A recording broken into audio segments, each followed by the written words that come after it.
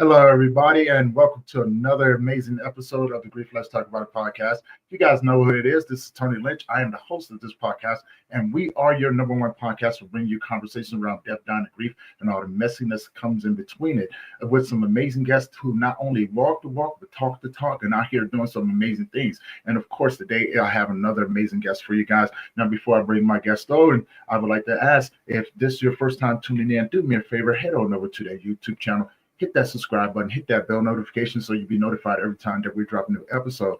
Now, and also that this is for educational purposes only. And since this is a live stream, it's very interactive. So if you have any questions or comments for either myself or my guests, please put them in the comment section. We'll be sure to answer them as we go. Now, without further ado, guys, help me welcome my next guest, Jen. Jen, how you doing?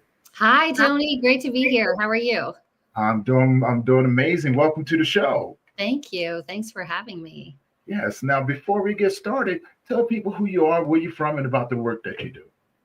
All right. Yeah, we'll just dive right in. I'm Jen Aspengren, and I am calling from Minneapolis, Minnesota, where it is literally 15 degrees below zero right now. So school's canceled. We're like in a crisis for the cold. Yeah. And our work really focuses on supporting families who have a child with a life-threatening illness or injury. So we can talk more about what that means and kind of how we got into that work. But that's the general tagline of Alongside Network. Well, thank you for the work that you do. It's very important out there. A lot more families are struggling right now and, need the support. So thank you for the work that you do. Really important, really, really important. Now, take us along your journey. Tell us about your story and walk us through how you got into doing what you do. Yeah, absolutely. So my professional track has been 20 years of working in systems change nonprofit. So really looking at systems and supporting people who have an idea to shift a larger system to alleviate some kind of human suffering. And when my youngest son was 7 months old, he had a major surgery that saved his life. And also, we were in the hospital for an extended period. He was intubated and sedated for a long time. And eventually when we came home, we brought home a really different kid than we had brought to the hospital. Right. So we brought him home and he essentially cried for like 9 months straight. And this is not a sad baby. This is like a terrified screaming baby all night long, all day long. And we kept bringing him, back to the surgeon, back to the pediatrician, to the emergency department in the middle of the night. And everyone kept telling us, he looks great. He's doing great. This is what you would expect. And that was true physically. It was also something else going on that folks really, couldn't identify, hadn't been trained to identify. Is there are you hearing that? A little bit. That could be because there's some background noise or something like that. Maybe there's something else playing, but other than that, it's not too bad. Okay. All right. Okay. So eventually our pediatrician sort of said, I wonder if this is like a post-traumatic stress thing. And she was right. And she also hadn't had the training to know what to do with a family presenting in her office with that question. So it took us many, many more years, actually, till he was 7 years old and had a mental health crisis, until we were able to find the right supports for him and for our family. And throughout that time, really heard from a lot of folks that maybe I was jumpy because he'd had a hard start to life, or maybe we were acting differently around him, and maybe that was the issue. And my husband and I felt very strongly like we saw a break in sort of here's what it was like before and here's what it was like after, and didn't feel like it was us, and yet really struggled to find anyone who had the training to know what to do. And throughout that time, as we were trying to figure this out, I also just began to kind of search around and try to understand, what does this look like for other families? Is this a common experience? Did we fall through the cracks? We're a white family, comfortable going toe to toe with doctors. There are all sorts of ways we're navigating this system in our first language, like all sorts of ways that this system is designed to work for us. The system wasn't working for us. And so, of course, began to think about, like, what is this looking like for other people who aren't coming into this with those privileges? And, came to find over 20 years of research on the problem. It's called pediatric medical traumatic stress. Up to 80% of families who have a child with a life-threatening illness or injury have some level of post-traumatic stress following the experience. It's extremely common. We know that this is really, really common across the board. And there are sort of a handful of solutions that have grown up around the world, but have really struggled to expand beyond the researchers who developed them. So started along with the idea of kind of becoming a clearinghouse for those resources, for, really putting families at the center of the question, understanding, what works and what else needs to be developed, and how do we support families in the optimal way. Okay. Oh, wow. That is truly amazing. Now, my question would be, you said that is a common thing, but how many people overlook, like, children having PTSD, or, those common things? What are some of the things that people should be aware of? Yeah, that's a great question. I mean, what we know is that kids act their grief. They don't talk about their grief. So a child isn't going to come to you and say, I'm really feeling scared about going back to third grade after I was in the hospital for 2 months. And, I really am not sure how that's going to go, or if kids are going to look at me differently, or if, I'm going to be behind in school, all of these kinds of things. Instead, what kids are going to do is scream in the parking lot at school and say, I'm not going in, or refuse to get out of bed in the morning. They're going to, it's going to look like behavior issues, when really what it is grief. What it is that they're struggling and really need to have support from their family and from their caregivers to be able to kind of identify what's going on. What is it that they're afraid of? And how do we kind of overcome those barriers so that we can get them back into their routine of their normal life? But yeah, often it looks like behavior. We often, this is defiance, or these are ways that kids are acting out. But really, what we know is that is all rooted in grief. Right. And I find that interesting because you said something interesting. Like, a lot of doctors are not trained in this area, right? A lot of doctors aren't trained in this area, but they're quick to give a diagnosis, right? From what they say, oh, they're healthy, and things like that. What can we do to change the narrative about how they're trained on how to help these children? Yeah, that's a great question. That's a lot of what Alongside is really trying to do. I'm grabbing a different, see if I can change my audio here.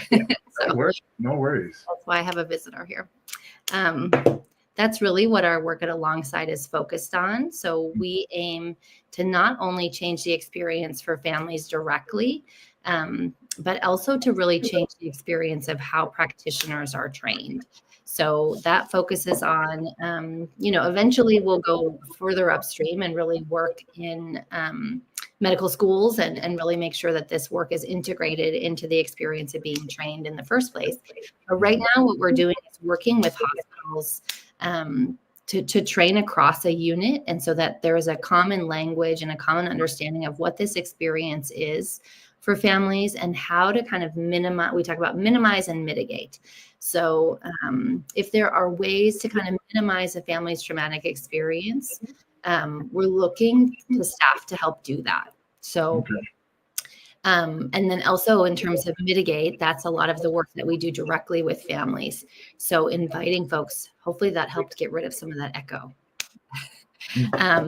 Inviting folks into what we call well-being groups. So these are groups, and I can talk more about this, but maybe I'll focus on practitioners right now. Yeah, yes. So a lot of what we do with staff is kind of raise awareness across a unit. So, when we first started Alongside, I imagined that we'd be kind of coming in with stacks of data everywhere we went and kind of training folks like, oh, this is really important. This is not something that you might know about, but, here's why it's important, in trying to convince folks. And instead, it's been the opposite. Virtually every practitioner we ever talk to is like, oh, I see this all day, every day. And I never knew what it was called. I never knew what I could do about it. I never knew that I had a role in this, but I see families are really traumatized. Like I see the look on mom's face, and I don't know what to do to support her through that moment. So actually practitioners are looking for tools and resources to be able to support families in these ways. So a lot of what we do is kind of raise awareness to kind of, what the phrase is, you got to name it to tame it. So as soon as folks kind of understand what is it that they're seeing and what does that look like for families, that can help just sort of set the stage for giving them the support that they need. And then what we want to do is kind of normalize the experience. So rather than focusing entirely on the physical body, which is of course totally paramount to the experience, this is exactly why kids are in the hospital. We're so grateful for the many ways that practitioners are saving their lives. We just want to kind of integrate a normalization process throughout that experience, so that, in a pediatric intensive care unit or a NICU or a cardiovascular intensive care unit, you're really one-on-one with a nurse. And if that trusted nurse can continually tell families, this is a really stressful experience, of course you're going to need support. I really recommend some follow-up support. I really recommend you take some time outside every day. I really recommend, sort of just integrating these little practices by the recommendation of a trusted practitioner can really make a huge difference for a family in their experience. And then the direct support that we give to families, we call them well-being groups. So these are based on a set of research that was done by these amazing neuroscientists in Australia across the course of 8 years. It's very well researched. That curriculum is called Take a Breath, and we've taken that curriculum and kind of adopted it to use alongside families. So this is a 6-week. We call them well-being groups. They meet for an hour and a half each week. It's all on Zoom. So families can connect without needing to leave their high needs child at home or find care for their child. And it's just really a space for families to do 3 things. One is find some validation for their experience. So someone to say, of course, this was really hard. Of course, that this is, I remember a mom in a group that I did a few years ago. She said, one of my friends keeps saying to me, why are you making this about you? It was your daughter who was sick. And, we were able to sit with that mom and really say, this is about you, that, our children are extensions of ourselves. And you had a huge experience feeling like you might lose her and then caring for her through this whole experience. And now, after she's gone home, you're really the main caregiver. This is about you. So having that validation from a group that really understands can be huge for families. Then the next is really around building community. So we often hear from families who go through groups, they'll say, I never was able to share my story in its full depth before this group because it felt too big for everyone. It felt too overwhelming. I could see the look on their face. They didn't want to hear the rest of it, or they looked so horrified I couldn't continue. And that's understandable. Folks who haven't been through these experiences, it is horrifying. It's terrible what happens to kids who have these life-saving interventions. It's amazing and terrible all at the same time. So to be able to have a space where you can have some community through that experience and really be able to sort of like bring your full story, and instead of finding a look of horror or a look of shock on the recipients, the folks that are listening are giving a look of recognition. So they're really sort of looking other families in the eye, or parents and caregivers, and saying, yeah, I know exactly, I can smell it while you talk about that. I can smell the antiseptic in the room as you paint this picture of what, your daughter was being intubated or whatever it might be. And then the third is really focused on coping skills.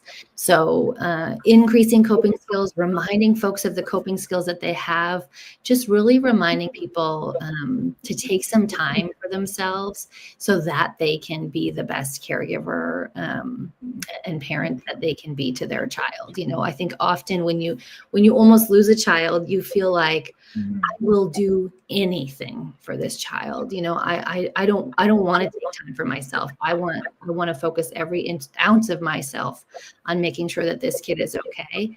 And that's right. That's the right instinct. That's an okay instinct to have. And also we know that this is work that gets sustained over a long period of time. And so we want to help parents give themselves permission to kind of integrate some of those coping skills into their daily lives so that they can sustain themselves through this longer experience. Nice. And one of the things that as you was talking about that, two things came to mind.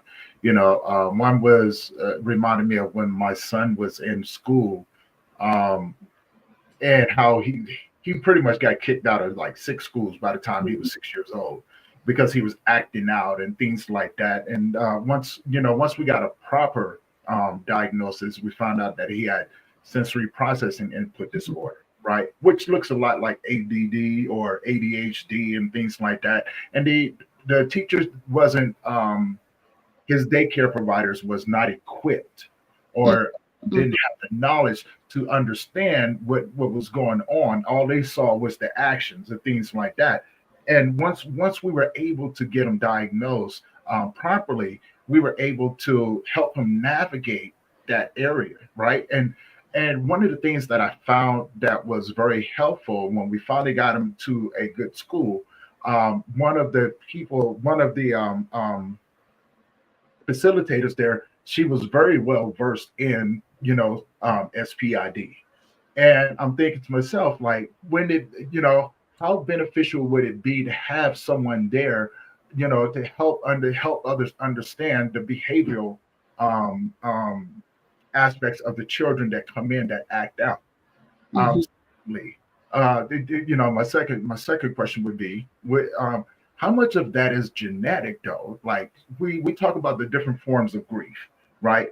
And one of the things that I've been exploring for a while now is genetic grief, right? Those who are inheriting grief from the womb, from their parents and things like that, because most of those things that are formed during, can be formed during birth, during conception.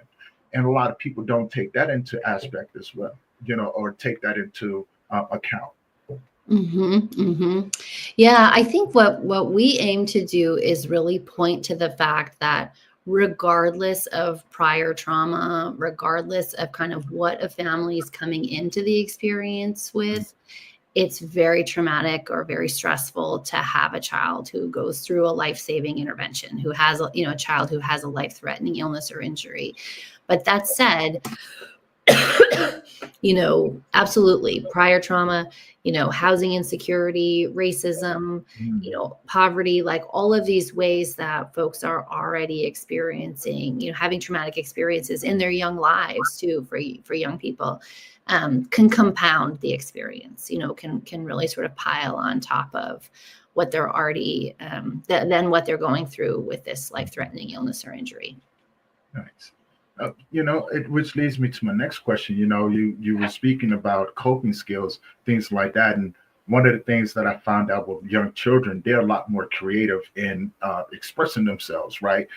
Through coloring books, drawing, sometimes Legos, things like that. Are those things that others can be looking at as well to help bring awareness, or maybe even raise some flags and say, hey, maybe we should look a little bit deeper into what this child is putting on that paper, or maybe their actions and things like that. What are your thoughts about that? Yeah, absolutely. I mean, so some kids can really benefit from doing, what we call play therapy. So, sort of acting out what happened in the hospital, what was that like for me, and I could see what was happening, but I couldn't talk, or, some of these experiences that kids have when they're in the hospital in these really intense ways. They need a place and a way to process that. So sometimes that can be really helpful to do through art or through play, or, depending on their age, some way of expressing that is not just sort of talking about it. Talking about it can be really can be really helpful at different ages, depending, but absolutely, using art or using other ways of kind of processing that experience. What we think about is sort of like, how do we get this off you? How do we get this out? Right. We know it's in there. So how do we find maybe different ways of getting pieces of it out so that over time, a lot of that has been processed. Mm-hmm. And I mentioned that, 80% of families who have a child with a life-threatening illness or injury have measurable post-traumatic stress after the experience. And also, I also want to emphasize, so many families are really resilient. The long-term, the short-term and long-term impacts, they dissipate over time. So they definitely go down. And it's absolutely reasonable for a family to expect to sort of be able to move on from this experience if it's processed, if there's a place to put it. It doesn't have to define a family's experience. It can sort of be part of their experience, but it doesn't have to be everything. Nice. Okay. Now, that leads me to my next question, right?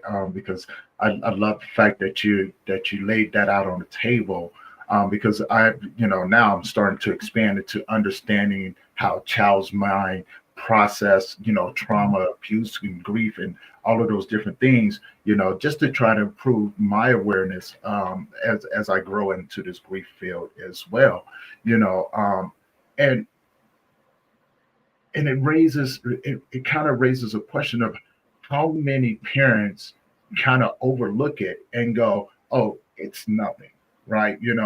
And things like that. When a child, which I find out now, as I'm watching some of the adults that are walking around, their emotional development is not there, right? They still result back to different stages of their lives when it's not dealt with at the when it needs to be dealt with. Is that a challenge for most? Because we talk about the normalities of certain things, certain situations in people's families, and maybe in some a lot of environments as well, right? And so I associate that to something that I've learned after I was able to get out of survival mode, right? I spent the majority of my life in survival mode because I didn't know, I didn't understand, right? And it wasn't something that was talked about, right? So when we look at the underdeveloped emotions from most adults, can that stem from not dealing with the PTSD from being a child? Yeah, absolutely. Absolutely. And, I never want to sort of place that blame. Like, people are doing the best they can, right? Like everybody loves their kid, everybody wants the best for their kid. And I think about parents coming out of an experience where, they might have been living in the. You muted.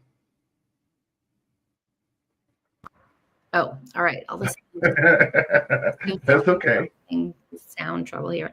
But, they're coming out of an experience where they might have been, living in the hospital, and sometimes even siblings have to be there, or they're juggling siblings, sibling is with the auntie for a month. There are just all sorts of ways that this experience of having a child in the hospital for an extended stay has sort of shaken the family up, Right. And so, often there's sort of there's a desire to, like, let's just get back to it. Let's get back to our normal routine as quickly as possible, and let's try to put that behind us. And I grew up in the 80s like that. That's the way we all thought that it was to be done. You know what I mean? And people didn't know the extent to which we can't just put things behind us. They come with us. So if we can process those in between, then we can really leave it behind. We often talk about, I'm sure you've heard this many times, but, grief is like going on a bear hunt, that book, can't go over it, can't go under it, got to go through it. It's just something that we really need to be able to process.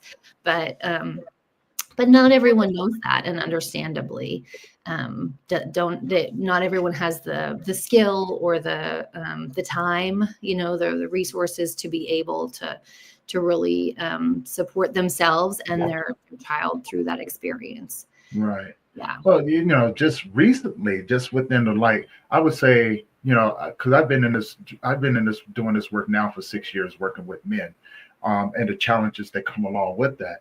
And one of the things that I found out from people that have been doing a lot longer than me was not being able to communicate what grief was, right? Mhm. And once, if you don't understand it, of course, you don't know how to process it. You don't know how to articulate it. And that's a big form of understanding grief, is putting a language to it, right? And going, no, it's not just these 5 things right here.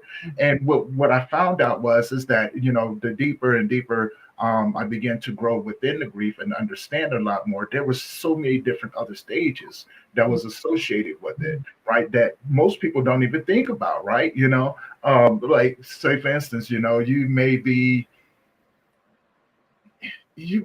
be sorrowful over something, right? Something that people may overlook, but it's something that's keeping you from moving forward, becoming more emotionally aware of things, right? So Yeah. how important is it, especially when dealing with children, helping them understand how to articulate those different things, but understanding the language that they use as well, right? Because children don't quite understand the depthness of what they feel. Yeah, no, I think that's really insightful. I really love this group in California called Hand in Hand Parenting. They have a lot of language that, I don't know, I think it's helpful for adults too, but they really focus on kind of what is it like for kids to have these experiences, and how do we make that come alive in a way that makes sense. So, for example, if a child has depression after any experience, but my lens is always after a life-threatening illness or injury, and they're feeling like a lot of anxiety about going to school. They're feeling I'm not connected to friends. What if everyone's looking at me? I feel weird, like I don't fit in here anymore. We can talk about dark cloud thoughts. So this is a from Hand in Hand Parenting, and it's so helpful. So for example, if that child is saying, I don't want to go to school. I don't want to go to school anymore. I don't want to go to school today. I'm not going today. I need a break today. I can't go in there. It's too hard for me. Then we talk about dark cloud thoughts. Love it when you don't go to school. Dark cloud thoughts, they just come in, they start coming over your head, and then they see you saying, I'm not going to school today, and they say, oh yeah, all right, we got them. Nice. And then they the next day start to say, oh, the dark clouds will grow away. How much those dark thoughts, they're so big now because they know you need to go to school. You can't go to school. You can't do it. We're winning. So we sort of set up these things that are very much like outside of a child's body, and really sort of say dark cloud thoughts. They're trying to get into, they're trying to be the boss, but who's the boss here? You're the boss. They're not going to be the boss. You're going to school. You get to see your friends. You get to see your teacher. You get to go to gym today. You get to do the stuff you love. Don't let dark cloud thoughts be the boss and keep you away from those things. So we talk about sort of, dark cloud thoughts grow when we let them win. And when we tell them, I'm the boss, then they shrink. These ways of teaching kids to be brave and to believe in themselves and to do really hard things. And it's just some language around them that sort of makes sense and makes it outside of themselves. So it's not sort of like, what's wrong with you? Why can't you just go to school? Everybody's going to school, but instead it's like, oh yeah, you've got these annoying dark cloud thoughts that are just trying to move in, and you just tell them, not today, fellas, back it off. I'm going to school. Nice. So that reminds me of, I just talked to a lady the other day, and she came up with this stuffed animal called the Moody Monster. Mm. And which reminded me of what you were just saying about the dark cloud thoughts, right? This Moody Monster was this monster that they were able to rip apart, right? It was built out of Velcro, right? It was their way of saying, no, you don't get to control me. And the Moody Monster was those emotions, those dark cloud thoughts that they were like, no, I can rip it apart and and not have to deal with it. But eventually they were able to put it all back together and go, okay, that's and they were able to navigate it. And and so the concept, I love that, the dark cloud thoughts like, oh, you don't get to control me and things like that. So, I find that beautiful. That's just truly beautiful, right? Because I would have never thought about that. Like yourself, I'm a 70s baby. So in the 80s and things like that, as a child, we was told, hey, children are to be seen, not heard. Get out the room. If you got to go deal with something, go outside, right? Right. And so, we were we were running the streets, and Lord, don't let us hurt ourselves. My parents was like, oh no, you didn't. You better throw some dirt on it. So I love the fact of how times have changed and taught us, like, no more ignoring these things. Like let's deal with these things on the level, meeting these children where they're at. Yes. Right? We talk so much, and even I was that individual who's like, hey, when it comes down to it, we meet you where you are, right? But of course, I was talking about the adults. And it never really, since I never stepped out of that lane, I never really had the in-depth understanding of how children is for us to meet them where they are, right? Because children they're very resilient in a lot of different ways, and they can be very stubborn. I mean, just to take it from somebody who argues with children on a daily basis. I mean, they win, but it doesn't stop me from arguing with them. Things like that, right? But how important is it for us to understand that we have to begin to walk with these children where they are, not where we want them to be. And I think that takes a really delicate individual to be able to do something like that. Yeah. I mean, the nice thing is, some of the, hey, head outside. Like you're having a bad day, go play outside. Right. Like it's exactly what kids need a lot of the time. Like if you're kind of in your head and like worrying about something and you have anxiety, or you're feeling depressed, or whatever the feeling or the emotion might be, going to climb a tree is going to get you right out of that, and I mean, it's the same for adults. It's like getting out in nature, getting out in movement, sunshine, all of these things. Those are great coping skills. So those are great strategies for kind of coping in the moment. In some ways, a lot of what we were taught was right on. I think that we just have to find the balance, right? But also finding some space to articulate what that is, so that we understand what we're going through and have some language for it.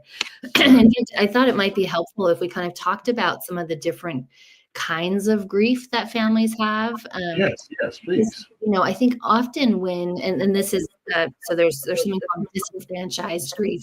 I think, it's really appropriate, especially for parents and caregivers who have a child that survived. I'm so sorry. I wish I could hear the echo.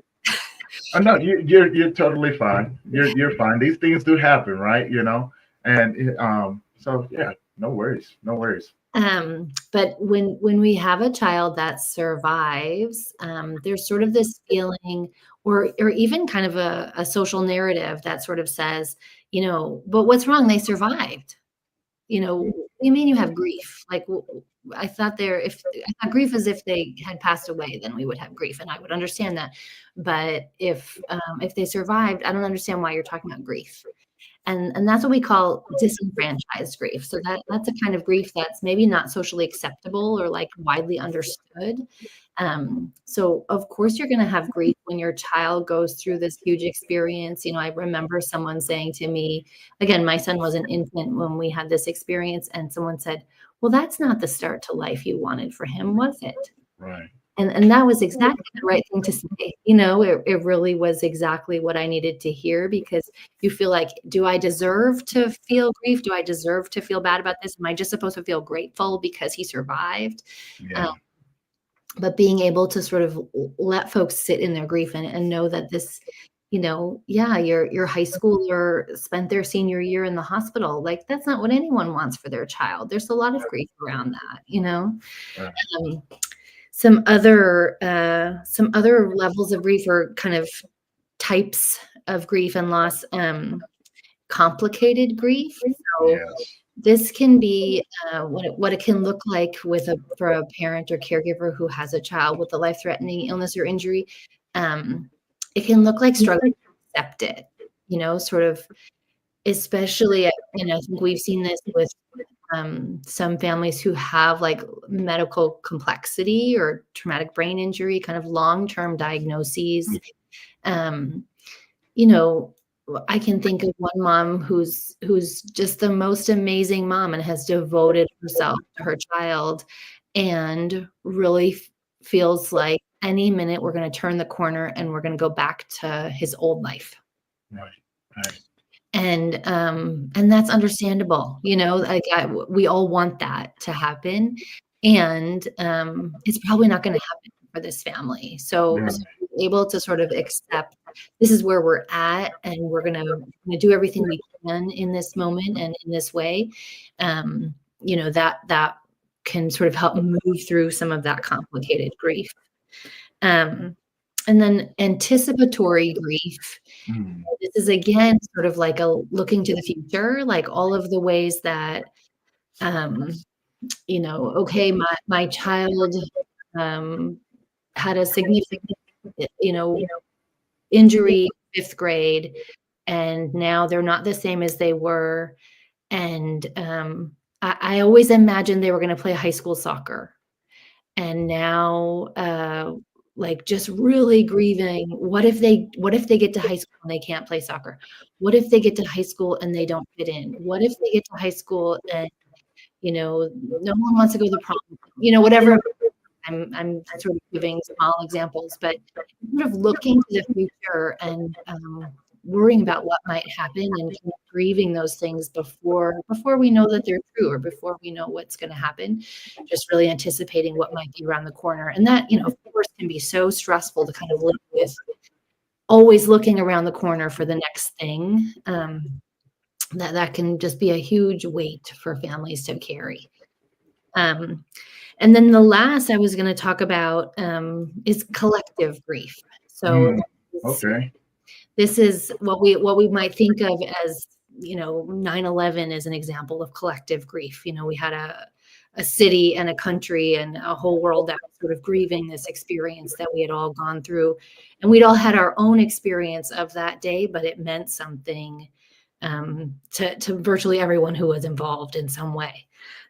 So what we try to do it alongside in these groups that we host with parents and caregivers is to be able to create a space for that collective grief. So people come to us having had an individual experience, but suddenly that individual experience can open up into a collective experience. Mm-hmm. When you're in a group of other parents who, you know, can joke about the night nurse with you and can, you know, sort of laugh about how hard the couches are when you have to sleep on them for a week at a time, or, you know, all of these things. It just can create a sense of collective grief around that experience, and that can help kind of carry that together, rather than feeling like I'm alone in this, no one understands my experience. It's like, oh no, I'm part of a whole community that totally gets what I went through. Right. Yeah, and I love that you brought that up, because you know that's another thing that I've been exploring too: communal, collective, shared grief, compacted grief, hereditary, right? All of these different things, especially when you're in an environment where all of these things are so present and very prevalent. So, say for instance, like what we're going through right now with the mass deportations and things like that. Now, what I've seen is that there's two sides to it, and maybe a third. I haven't really is something that's been peeking its head out. But, yes, there is the one side of it where it can be very positive to be able to be around a community that is experiencing something similar. The downside to it is that it can go either which way. It can be a very negative thing, as well as being a very positive thing. Now, and what I've experienced is that sometimes the positive things, can be very impactful.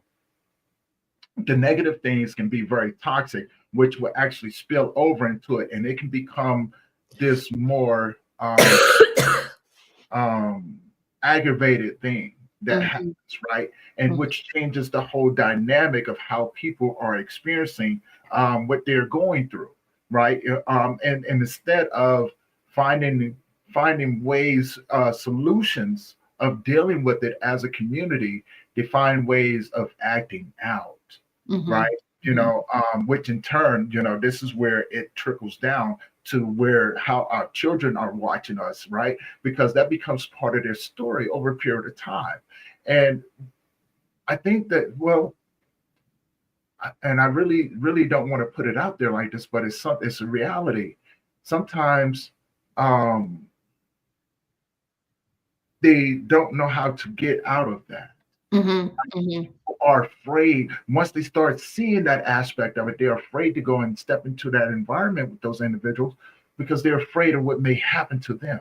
Right? Instead of taking focus on how can we serve and support these communities that are going through it, right? And I see that with a lot of different organizations right now that are struggling, and some of them are backing out of it.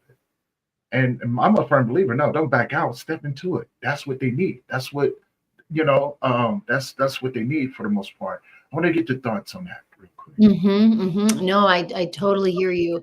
In our context, the families that we work with, this might show up in a few different ways. One, it might show up like, oh, you went to that hospital? Ooh, we don't go to that. Yeah.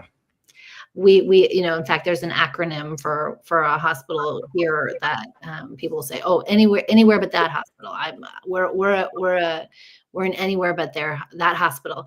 And of course, to the families that have used that hospital, it's like, oh, did I not choose the best thing for my child? Did I do something wrong? Is there something that I should know? That or it can start to look like just some negativity around healthcare, around the providers, like all of the folks that supported them through this experience. I mean, I would say 90% of families would say 90% of their providers were amazing. They literally saved their child's life. And I think, we never want to lose sight of that, like that is the central focus. And then what can happen is folks can get stuck in that 10%. And rightfully so. Like if, sometimes there's medical malpractice, like sometimes there are things that really happened that were not right, that shouldn't have happened. And also sometimes it can, just have, what am I trying to say? Like the level of anger that then can exist within a parent or caregiver is debilitating. To feel like it's not that my child was in a car accident, it's that this provider messed up. Like that can lead to such intense levels of anger and grief that it's hard to care for your child. It's hard to move through that in a way that is productive. So yeah, like in these collective spaces, we're really careful. So all of our groups are co-facilitated by a clinical social worker and a lived experience person. And if it ever starts to go down the negativity path, the clinical social worker is there to very quickly get it right off that path, because like you're saying, like it can be contagious. It can really spread quickly in a group, and then it becomes, I don't want to go to that group because now I'm second guessing some of the choices that I made for my child. And that's making me feel 10 times worse than I felt before. Right. Yeah. Oh, wow. And, a lot of times most people will look past that. And I've talked to a lot of different people across the board, and and bringing those things that maybe they aren't looking at, right, and saying, hey, maybe you should like take a peek into this right here, right? Because that can be associated with that. And so it's expanding knowledge, expanding education, but also, like you said before, I think it's really important the lived experience, right? And I've seen it from all aspects, from the time where my son, he experienced his overdose, right? And he survived that, right? And I watched his siblings. So I'm very observant when it comes down to things like that. I watched his siblings and how it affected them, right? But also, I was very aware of how it affected me. Watched how it affected his mother. Watched how it affected his classmates and things like that. And they were very supportive. Did they understand totally? No, because then, like, unfortunately, for me, I had to experience both ends of it, right? The medical aspect of it, the mistreatment, the misdiagnosis, and all of those different things. So that's, when I speak about it, that's where I'm coming from. Like, I actually had the chance, firsthand experience of that, but also the unfortunate passing of my son, and how that affected everyone, including, the siblings, et cetera, right? The classmates and things like that. And, watching that, or even having that experience, you open up the doors and help me understand a lot more how important it is, for people to be very aware of these things that can happen, right? And how to, in a healthy way, navigate those. Yeah, absolutely. I mean, we think a lot about how, yeah, having a child have this experience, how much it impacts the whole. Right. So there are really typical paths. Of course, it's different for every family at some level, but siblings often, if there are two kids in a family and one kid is often hospitalized and sort of having these big medical experiences, very often the other child will follow a pattern of sort of like being the perfect child. Right. I don't want to bother my parents. I don't want to lean on them. They're busy. I can take care of it. Like, they become hyper independent. And almost to the point where they're like self-sufficient at too young of an age. And that can look different if there are more siblings. It can look different for different siblings. Yeah. Other kids might become more needy, so they might start to develop some medical conditions. Like, they might start to say, "Oh, I have a stomach ache. Oh, I have this thing happening too," because they're desperate for attention. They want the attention that they see their other sibling getting, and so they feel like, oh, that's the way that we get attention in this family, Right.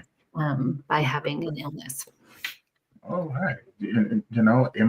Imitated grief, or imitated symptoms, which was another thing I've been exploring as well. And man, you are truly amazing in the work that you do. It's so interesting talking through all of this with you. It's really, you have such a great window on all of these different experiences that so many other people have. And you've just sort of opened up this whole community to talk about things that so often don't get talked about. So much of what we think about in our space is, there, in most pediatric hospitals, there are grief groups, because it's like the historical cultural definition of grief is about loss. It's about bereavement. It's about, you lost your child, and now we'll have a group of families who have all lost their child. And we all can understand the tragedy behind that very easily.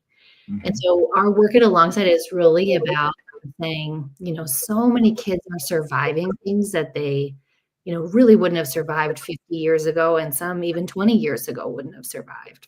Right. Well, kids are surviving things at this incredible rate. Like, the level of technology and innovation that's happened in the medical space is astounding. When you see the ways that they know how to save these kids' lives, it's a miracle. It's just literally nothing short of a miracle every time. Right. And so all that we're saying is let's catch up some of the mental health pieces, or, the kind of psychosocial supports around that, so that grief is not only for bereavement, but is really for, this wasn't the experience I expected. This wasn't what I wanted for my child. This isn't what our family was signed up for. You know what I mean? Just to really be able to move through that, those feelings, and to be able to come out the other side. We know that, it's not sort of like, well, then let's just get back on track and move on. Even if, okay, we went to therapy for a year, now we're kind of good and we're going to just go back to the same life. We're all changed by all the experiences that we have in our lives, of course. So this is a significant experience, and it changes us, but it doesn't have to change us negatively forever. Yeah. A lot of what we also think about is kind of meaning making. A lot of our work at Alongside is about, how do we start to heal and, develop coping skills and community and all these pieces. And then as part of that, how do we kind of turn back and together create a different path for the families that come behind us? And it is, the most beautiful thing to see the level of passion that families, parents and caregivers have around trying to create something better for the families that come behind them. So often we hear families saying, I don't want anyone to go through what we went through. We just don't have to do that anymore. We know better. So to invest their own time and energy and, commit to this work in a way that, not only kind of creates that path, but it also gives some meaning to their own experience. Like it's interestingly healing through that as well. I love that. And as I know, as we begin to wrap this up, I wish we had more time to talk. Our conversation, this is beautiful. And maybe we can do this again. I really would love to. Yeah, no, I'm loving it. Thank you. I'll talk a lot, dive deeper into your work, keep people informed. But also normalizing the conversations, things like that. That's a beautiful part about it, how everything integrates from mental health to, and grief, and being able to not only educate each other, but being able to support each other so we can begin to open up the doors to have more support, more resources, right? More conversations around this. So there brings a bigger awareness to come up with solutions, more solutions, right? And knowing what works in different areas, because everybody's going to experience it on their own individual level, right? And now with that being said, Jen, how can people find you? Oh, yeah. Thanks for that, Tony. So alongsidenetwork.org is our website. And we're open to families across the country who have a child with a life-threatening illness or injury. All of our well-being groups are offered at no cost to families. So we independently fundraise so that we can host those groups with families across the country and just really begin to heal together in that way. So always glad to have more families find us. Also, always glad to have practitioners come our way. So we do a lot of work around training and education with practitioners as well. I love that. And please let me know how I can support or, be a part of what you got going on. The education aspect of it, is a beautiful thing. So please let me know how I can do that. Now, one last question before I let you go. Yes. If you had a superpower, what would it be? Oh, that's a good one. That's an interesting question. I don't know. Maybe teleportation. I mean, it'd be fun to just I wake up this morning, I want to go to Greece, and I can just go lay on the beach in Greece and come back. So I'll take that. Just being able to travel without the travel. Yeah. Especially nowadays with the planes dropping out of the skies. Nobody's feeling like getting on a plane right now. That's no. They're dropping out the sky, dropping out the flies like it's a warm summer day. You know what I'm saying? I was like, no, we don't want to do that. Really, yeah. How about you? What's your answer to that question? This week it would be understanding. Oh, you had a better answer than me. I just want to go to the beach But today. no, there's no right or wrong answers to it, right? Because your answers reflect who you are, right?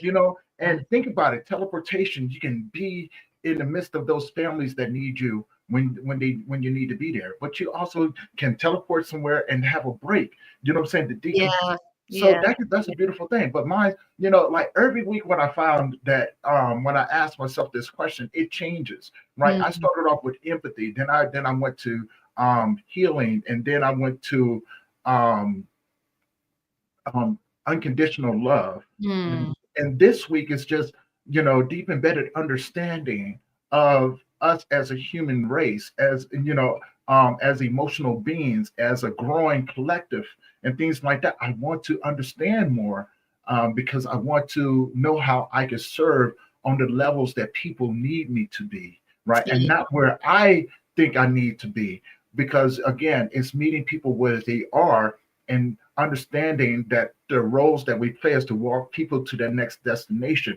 And wouldn't that be a beautiful thing to walk another individual with the understanding that they have and Mm, incorporating something in there that could be beneficial to their growth mentally, physically, emotionally, and spiritually, right? And that way, when you get them to their next destination, you know, they know that they worked on the whole person mm, and mm. not just parts of it.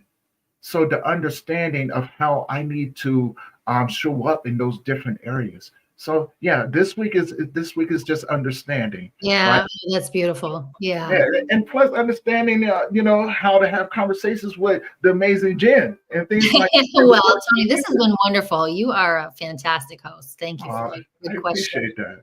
I I definitely appreciate that. appreciate With that being said, everyone, we're going to go ahead and wrap up this episode of the Grief Let's Talk About It podcast. Please go and show your support to Jen. Let her know that you saw her on the podcast. But also, if you haven't already, do me a favor. Go ahead and subscribe to that YouTube channel. It's scrolling across the bottom right over there. You know what I'm saying? Follow me on my social medias and things like that. Say hi.